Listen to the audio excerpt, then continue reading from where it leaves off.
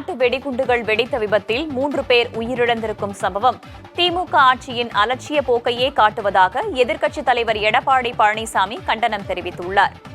அவர் வெளியிட்டிருக்கும் X பதிவில், குடியிருப்பு பகுதியில் பாதுகாப்பற்ற முறையில் நாட்டு வெடிகுண்டுகள் தயாரிக்கப்பட்டதை காவல்துறை அறியாமல் இருந்தது ஏன் என்று கேள்வி எழுப்பியுள்ளார். திமுக ஆட்சியின் அனைத்து மட்டங்களிலும் நிர்வாகம் செயல்பாட்டில் இல்லை என்பதையே இந்த நிகழ்வுகள் காட்டுவதாக குறிப்பிட்டிருக்கும் அவர், மக்கள் பாதுகாப்பு தொடர்பான விஷயங்களில் திமுக அரசு தொடர்ந்து அலட்சியத்துடன் செயல்படுவதாக குற்றஞ்சாட்டினார். இனி இதுபோன்ற விபத்துகள் ஏற்படாத வண்ணம் குடியிருப்பு பகுதிகளுக்கான பாதுகாப்பை உறுதி செய்யவும் எடப்பாடி பழனிசாமி வலியுறுத்தியுள்ளார். விசிக நிர்வாகியை தாக்கியதாக சிதம்பரம் கோவில் தீட்சிதர்கள் 5 பேர் மீது வழக்கு பதிவு செய்யப்பட்டுள்ளது. இளையராஜா என்பவர் வல்லம்படுகை பகுதி விசிக முகாம் செயலாளராக உள்ளார். அவர் சிதம்பரம் நடராஜர் கோவிலுக்கு சென்றபோது அங்கு தீட்சிதர்கள் கிரிக்கெட் விளையாடியதாக கூறப்படுகிறது. இதனை இளையராஜா தனது செல்போனில் படம் பிடித்ததாக சொல்லப்படும் நிலையில் அதற்கு எதிர்ப்பு தெரிவித்திருக்கும் தீட்சிதர்கள் அவரை தாக்கியதாக தெரிகிறது. இதுகுறித்து சிதம்பரம் காவல் நிலையத்தில் புகார் கொடுத்த இளையராஜா, கோவிலுக்குள் ஏன் கிரிக்கெட் விளையாடுகிறீர்கள் என்று தான் கேட்டபோது தீட்சிதர்கள் தாக்கியதாக கூறியுள்ளார். செல்போனில் படம் எடுத்தபோது அதனை பறித்ததாகவும் கூறினார். புகாரின் பேரில் அடையாளம் தெரியாத 5 தீட்சிதர்கள் மீது காவலர்கள் வழக்கு பதிவு செய்தனர்.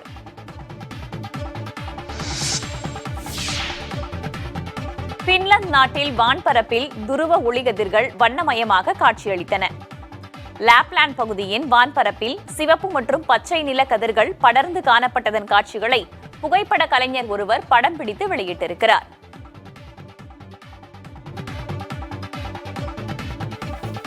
துருவ ஒளிக்கதிர்கள் என்பது வடக்கு மற்றும் தென் துருவ பகுதிகளில் தோன்றும் ஒரு அபூர்வ நிகழ்வாக பார்க்கப்படுகிறது. பொதுவாக ஆர்டிக் மற்றும் அண்டார்டிக் பகுதிகளில் இந்த ஒளிக்கதிர்கள் தோன்றும் நிலையில் வடதுருவத்தில் அமைந்துள்ள பின்லாந்தில் தற்போது இந்த ஒளிக்கதிர்கள் தோன்றியுள்ளன.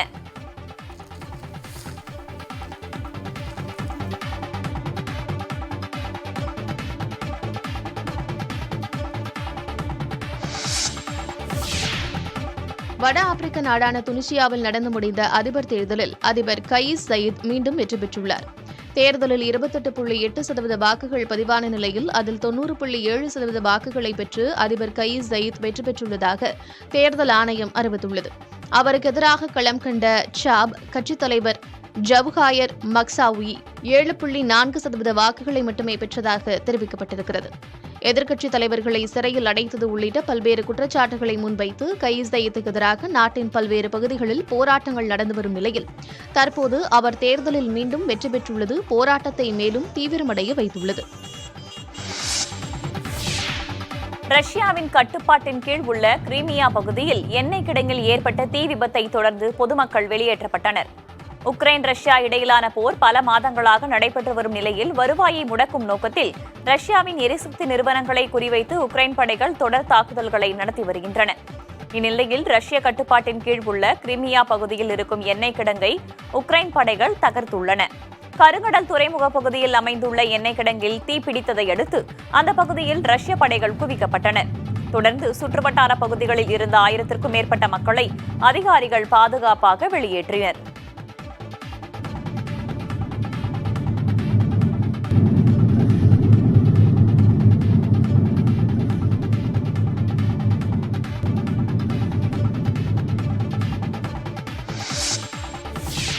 இந்தியா வங்கதேசம் இடையிலான 2வது T20 கிரிக்கெட் போட்டி நாளை டெல்லியில் நடைபெறுகிறது. 3 போட்டிகள் கொண்ட T20 தொடரின் முதல் போட்டியில் சூரியகுமார் தலைமையிலான இந்திய இளம்படை அபார வெற்றி கண்டது.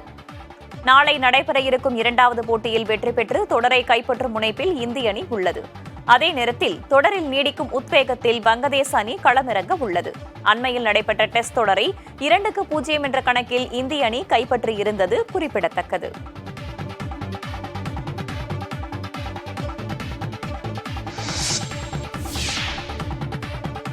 கென்யாவைச் சேர்ந்த தடகள வீரர் கிப்கான் பெட் 26 வயதிலேயே உடல்நலக்குறைவால் உயிரிழந்துள்ளார்.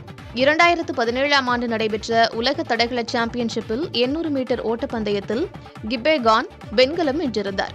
இவர் மீது நாடே பெரும் நம்பிக்கை கொண்டிருந்த சமயத்தில் 2018ஆம் ஆண்டு ஊக்க மருந்து சோதனையில் சிக்கினார். இதனால் அவருக்கு 4 ஆண்டுகள் போட்டிகளில் பங்கேற்க தடை விதிக்கப்பட்டது. தாம் ஊக்க மருந்து எடுத்துக் கொள்ளவில்லை என்று அவர் மறுப்பு தெரிவித்திருந்தார். இருப்பினும் தடை நீக்கப்படாததால் மன அழுத்தத்திற்கு உள்ளாகி மதுபோதைக்கு அடிமையானார் கிப்பியே கான். மிதமிஞ்சிய மதுப்பழக்கத்தால் கல்லீரலும் சிறுநீரகமும் முழுமையாக செயலிழந்து தனது 26வது வயதிலேயே கிப்பியே கான் மரணமடைந்திருக்கிறார். ஆதிச்சநல்லூரில் அகழாய்வு பணிகள் நடைபெற்ற இடத்தில் வந்த தங்க மோதிரத்தால் சுவாரஸ்ய நிகழ்வு ஒன்று நடந்தது. தொல்பொருட்களை எடுத்த இடத்தில் அப்படியே காட்சிப்படுத்தும் ஆதிச்சநல்லூர் சைட் மியூசியத்தை தினமும் ஏராளமானோர் பார்வையிடுகின்றனர். அந்த வகையில் நெல்லை புனித சேவியர் கல்லூரி தொல்லியல் துறை மாணவர்கள் ஆதிச்சநல்லூருக்கு வருகை தந்து சைட் மியூசியத்தை பார்வையிட்டனர். அப்போது அங்கு கீழே கிடந்த தங்க மோதிரத்தை மாணவியர் இருவர் கண்டெடுத்தனர். ஆதிச்சநல்லூர் அகழாய்வில் ஏற்கனவே தங்கத்தாலான 2 பழமையான பொருட்கள் கிடைத்திருப்பதால் மோதிரமும் தொன்மையானதாக இருக்கும் என்று எண்ணியுள்ளனர். இதனையடுத்து அங்கு பராமரிப்பு பணியில் ஈடுபட்டிருந்த நபர் உயர் அதிகாரிகளிடம் பேசி மோதிரத்தை வாங்கி பத்திரமாக வைத்துக் கொண்டார். பின்னர் அந்த மோதிரம் தற்காலத்தில் செய்யப்பட்டதுதான் என்றும் அருங்காட்சியகத்தை பார்வையிட வந்தவர்கள் தவறவிட்டு சென்றிருக்கலாம் என்றும் பணியாளர்கள் கூறினர்.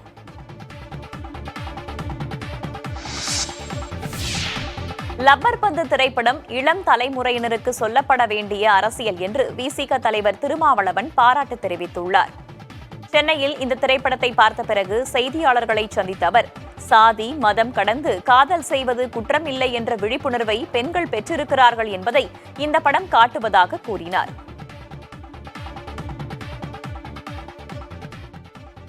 இது கிராமப்புறங்களிலே நடைபெறுகிற கிரிக்கெட் குழுக்களிடையே மட்டுமல்ல, அகில இந்திய அளவிலும் கூட கிரிக்கெட் விளையாட்டு வீரர்களை தேர்வு செய்வதில் இந்த சாதி அரசியல் இருக்கிறது, அடையாள அரசியல் இருக்கிறது.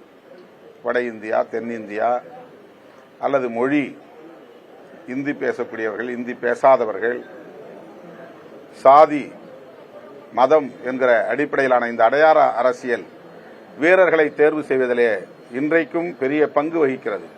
பெண்கள் விழிப்புணர்வு பெற்று வருகிறார்கள், பெண்கள் தங்களுடைய உரிமைகளுக்காக போராடக்கூடியவர்களாக இருக்கிறார்கள். எல்லாவற்றையும் தாண்டி காதல் என்பது ஒரு பெரிய குற்றமில்லை.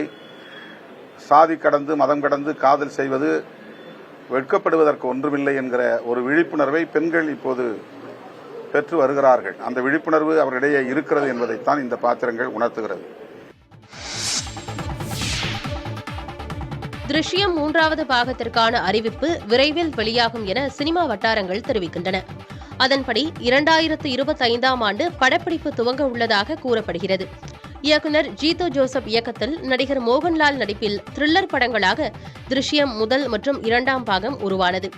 1 பாகம் அளவிற்கு 2ஆம் பாகம் இல்லை என்றாலும் அடுத்தடுத்து என்ன நடக்கும் என்கிற எதிர்பார்ப்பும் நீதிமன்ற காட்சியும் படத்தை வெற்றியடையச் செய்தன. நடிகர் மோகன்லால் தற்போது பிருத்விராஜ் இயக்கத்தில் எம்புரான் படத்தில் நடித்து வருகிறார். கூடாச்சாரி 2 படப்பிடிப்பின் போது பாலிவுட் நடிகர் இம்ரான் ஹாஷ்மிக்கு எதிர்பாராத விதமாக கழுத்து பகுதியில் வெட்டுக்காயம் ஏற்பட்டிருக்கிறது. இதனையடுத்து அவர் தற்போது மருத்துவமனையில் சிகிச்சை பெற்று வருகிறார். விரைவில் குணமடைந்து மீண்டும் படப்பிடிப்பில் ஈடுபடுவார் என்று எதிர்பார்க்கப்படுகிறது. இம்ரான் ஹாஷ்மி ராஸ் என்ற திகில் திரைப்படத்தில் உதவி இயக்குநராக பணிபுரிந்து தனது சினிமா வாழ்க்கையை தொடங்கினார். பின்னர் கடந்த 2003ஆம் ஆண்டு வெளியான ஃபுட்பாத் படத்தின் மூலமாக நடிகராக அறிமுகமானார். அதனைத் தொடர்ந்து பல படங்களில் வில்லனாக நடித்துள்ளார். தெலுங்கானா அமைச்சர் கொண்டா சுரேகா மீதான அவதூறு வழக்கில் நடிகர் நாகார்ஜுனா தனது குடும்பத்துடன் நீதிமன்றத்தில் ஆஜராகி வாக்குமூலம் கொடுத்தனர். நாகார்ஜுனாவின் மகன் நாக சைதன்யாவின் முன்னாள் மனைவியும் நடிகையுமான சமந்தாவை தமது ஆசைக்கு இணங்க வைக்க வேண்டும் என அப்போது அமைச்சராக இருந்த KT ராமாராவ் கூறியதாகவும் இதனை நாக சைதன்யாவின் குடும்பமே சமந்தாவிடம் வலியுறுத்தியதாகவும் கொண்டா சுரேகா குற்றம் சாட்டியிருந்தார். இதுவே அந்த ஜோடியின் பிரிவுக்கு காரணம் என்றும் குறிப்பிட்டிருந்தார். இந்த விவகாரம் பெரும் புயலை கிளப்பிய நிலையில் கொண்டா சுரேகா மீது நாகார்ஜுனா அவதூறு வழக்கு தொடர்ந்தார். இதையடுத்து நம்பள்ளி நீதிமன்றத்தில் நாகார்ஜுனா, அவரது மனைவி அமலா, மகன் நாக சைதன்யா ஆகிய மூவரும் நேரில் ஆஜராகி வாக்குமூலம் பதிவு செய்தனர்.